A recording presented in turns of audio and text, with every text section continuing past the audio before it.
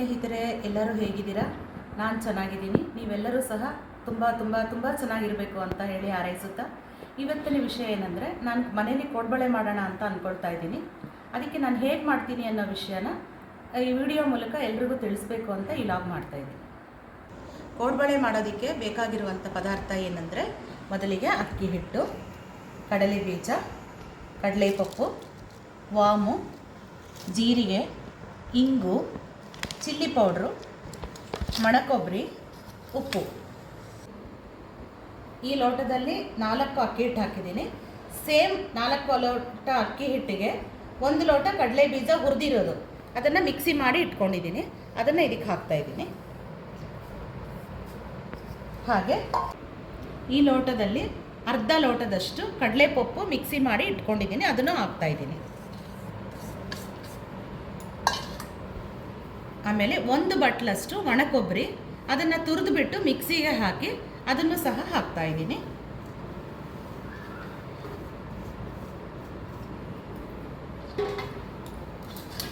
ಆಮೇಲೆ ವಾಮು ಮತ್ತು ಜೀರಿಗೆ ರುಚಿಗೆ ತಕ್ಕಷ್ಟು ನಮಗೆ ಎಷ್ಟು ಹಿಟ್ಟಿದೋ ಅದಕ್ಕೆ ನೋಡಿಕೊಂಡು ನಾವು ಇದನ್ನು ಮಿಕ್ಸಿ ಮಾಡಿ ಇದನ್ನು ಕೂಡ ಹಾಕ್ತಾಯಿದ್ದೀನಿ. ಆಮೇಲೆ ಇಂಗು,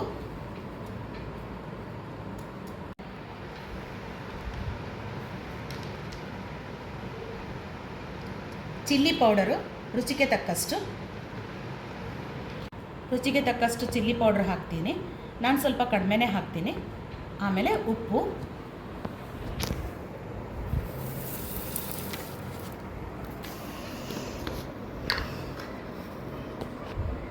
ಹಾಕ್ತಾಯಿದ್ದೀನಿ ಫ್ರೆಂಡ್ಸ್ ಇದಕ್ಕೆ. ಆಮೇಲೆ ಕಾದಿರೋ ಎಣ್ಣೆ ಕಾಯಿಸ್ಬಿಟ್ಟು ಅದನ್ನು ಒಂದು ಸ್ವಲ್ಪ ಈ ಹಿಟ್ಟಿಗೆ ಸೇರಿಸ್ಬೇಕು.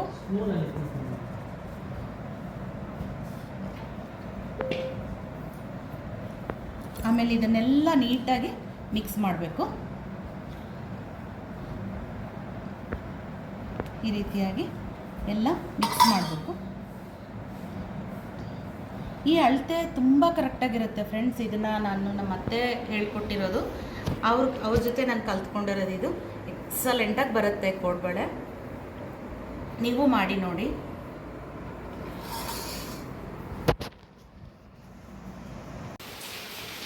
ನೋಡಿ, ಈ ಥರ ಕಲಿಸ್ಕೋಬೇಕು. ಪ್ರತಿ ಸಾರಿ ನೀವು ಕಲಿಸ್ಕೊಳ್ಳೋವಾಗ ಉಪ್ಪು ಸರಿ ಹೋಗಿದೆಯಾ ಇಲ್ವಾ ಅಂತ ಒಂಚೂರು ನೋಡಿಕೊಂಡು ಸೆಟ್ ಮಾಡ್ಕೊಳ್ಳಿ ಹಿಟ್ಟನ್ನು. ಆಮೇಲೆ ಈ ರೀತಿಯಾಗಿ ನೀರು ಹಾಕಿ ಕಲಿಸ್ಕೋಬೇಕು. ಈ ಥರ ಕಲಿಸ್ಕೊಂಡಾದ್ಮೇಲೆ ಇದನ್ನು ಚೆನ್ನಾಗಿ ನಾದ್ಕೋಬೇಕು. ಈ ಥರ ನೋಡಿ, ಹೀಗೆ ಚೆನ್ನಾಗಿ ಒಂದು 5 ನಿಮಿಷ 10 ನಿಮಿಷ ಚೆನ್ನಾಗಿ ನಾದ್ಕೋಬೇಕು. ಎಷ್ಟು ನಾದಿದ್ರೆ ಅಷ್ಟು ಚೆನ್ನಾಗಿ ಬರುತ್ತೆ ಕೋಡ್ಬಳೆ. ನೋಡಿ, ಇದು ಒಂದು ಒಬ್ಬೆಗಾಗುವಷ್ಟು ಇಷ್ಟು ಮಾತ್ರ ಕಲಿಸ್ಕೋಬೇಕು. ನೆಕ್ಸ್ಟ್ ಇದಾದಮೇಲೆ ಇದು ಕರೆದ ನಂತರ ನೆಕ್ಸ್ಟು ಇನ್ನೊಂದು ಸ್ವಲ್ಪ ಹಾಕ್ಕೊಂಡು ಹೀಗೆ ಪೂರ್ತಿ ಕೋಡ್ಬಳೆಯನ್ನು ಮಾಡ್ಕೋಬೇಕು.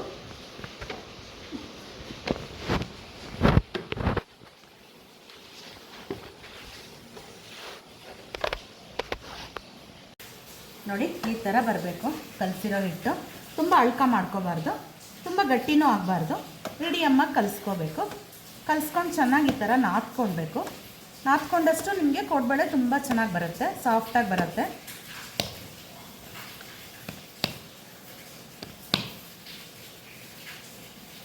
ನೋಡಿ, ಇಷ್ಟಿಷ್ಟೇ ಹಿಟ್ಟನ್ನು ತೊಗೊಂಡು ಚೆನ್ನಾಗಿ ಲಟ್ಟಿಸ್ಕೊಂಡ್ಬಿಟ್ಟು ಇದನ್ನು ಎಣ್ಣೆನಲ್ಲಿ ಹಾಕಿ ಕರೆದ್ಬಿಡಬೇಕು. ನೋಡಿ, ಈ ಥರ ಕಲಿಸ್ಕೊಂಡಿರೋ ಹಿಟ್ಟಲ್ಲಿ ಇಷ್ಟಿಷ್ಟೇ ಉಂಡೆಗಳ ಥರ ತೊಗೊಂಡು ಈ ರೀತಿ ಲಟ್ಸ್ಕೋಬೇಕು. ಹೊಸಿಬೇಕು ಕೋಡ್ಬಳೆನ.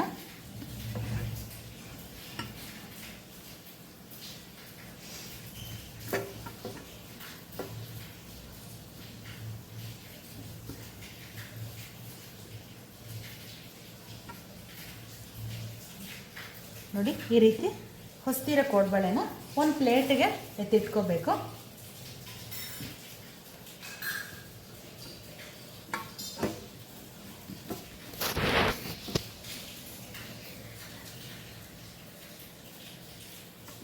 ತುಂಬ ಚೆನ್ನಾಗಿ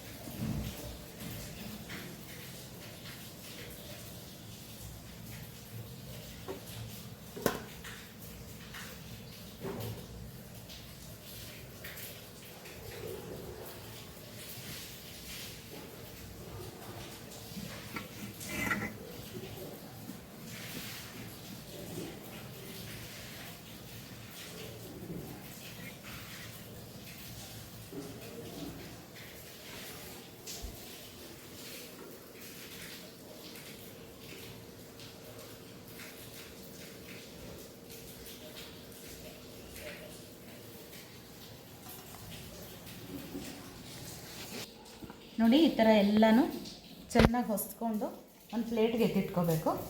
ಇವಾಗ ನಾನು ಪ್ಯೂರ್ ಕಡಲೆಕಾಯಿ ಎಣ್ಣೆ ಬಳಸ್ತೀನಿ ಫ್ರೆಂಡ್ಸ್. ಇದಕ್ಕೆ ನಾನು ಸನ್ಫ್ಲವರು ಅದು ಏನೂ ಬಳಸಲ್ಲ. ನೋಡಿ ಈ ಥರ ಎಲ್ಲ ಹೊಸ್ಕೊಂಡು ಒಂದು ಪ್ಲೇಟ್ಗೆ ಎತ್ತಿಟ್ಕೋಬೇಕು.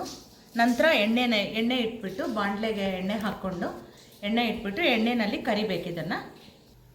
ನೋಡಿ ಈ ಥರ ಕೋಡ್ಬಳೆಯನ್ನು ಎಲ್ಲ ಹೊಸ್ಕೊಂಡು ಪ್ಲೇಟಿಗೆ ತೆಗೆದಿಟ್ಕೊಂಡು ನಂತರ ಬಾಣಲೆಗೆ ಎಣ್ಣೆ ಹಾಕ್ಕೊಂಡು, ಇದು ಪ್ಯೂರ್ ಕಡಲೆಕಾಯಿ ಎಣ್ಣೆ ಫ್ರೆಂಡ್ಸ್. ಇದು ನಾನು ಸನ್ಫ್ಲವರ್ ಆಯಿಲ್ ಅದು ಏನೂ ಯೂಸ್ ಮಾಡಲ್ಲ. ಮಿಲ್ಲಲ್ಲಿ ಹಾಕ್ಸ್ಕೊಂಡು ಬರ್ತೀವಿ ನಾವು. ಪ್ಯೂರ್ ಕಡಲೆಕಾಯಿ ಎಣ್ಣೆ ಇದು ಚೆನ್ನಾಗಿ ಕಾದಿದೆ. ಎಣ್ಣೆ ಕಾದಿದ ನಂತರ ಇದನ್ನು ನಿಧಾನವಾಗಿ ಎಣ್ಣೆ ಒಳಗೆ ಬಿಡಬೇಕು. ನೋಡಿ ಈ ಥರ.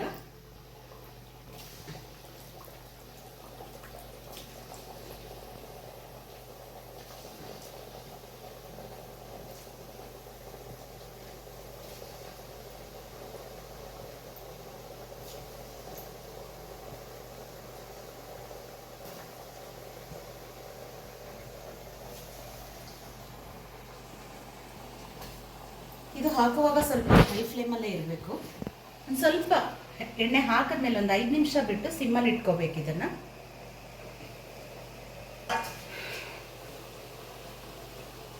ಅದು ಚೆನ್ನಾಗಿ ಆ ಬುರುಗೆಲ್ಲ ಹೋಗೋವರೆಗೂ ನಾವು ಜಾಲರ ಹಾಕಬಾರ್ದು. ಆಮೇಲೆ ಈ ಜಾಲರ ಸೌಟನ್ನ ತಗೊಂಡು ನಿಧಾನಕ್ಕೆ ತಿರುಗಿ ಹಾಕ್ಕೋಬೇಕು.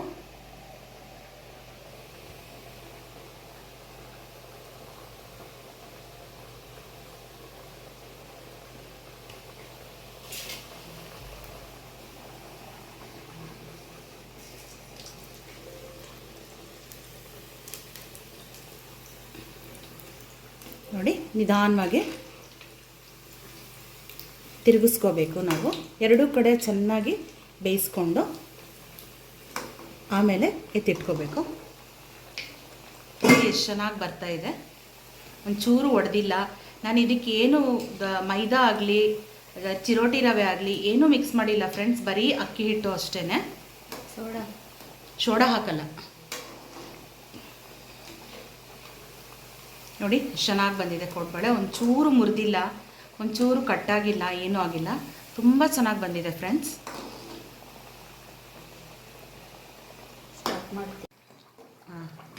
ನೋಡಿ ಫ್ರೆಂಡ್ಸ್ ಎಷ್ಟು ಚೆನ್ನಾಗಾಗಿದೆ, ಕೆಂಪಗಾಗಿದೆ, ಗರಿ ಗರಿ ಥರ ಆಗಿದೆ. ಇದನ್ನು ಇವಾಗ ಪ್ಲೇಟ್ಗೆ ಎತ್ತಿಟ್ಕೊಂಡ್ಬಿಡೋಣ. ನೋಡಿ ಈ ಥರ ಶಬ್ದ ಬರಬೇಕು. ಇವಾಗ ಆಗಿದೆ ಅಂತ ಅರ್ಥ ಇದಕ್ಕೆ.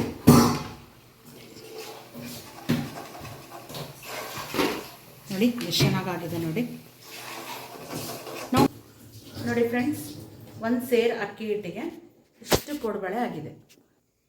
Okay bye friends. ಇನ್ನೊಂದು ವಿಡಿಯೋದಲ್ಲಿ ಮತ್ತೆ ಕಲಿಯೋಣ. ಬಾಯ್.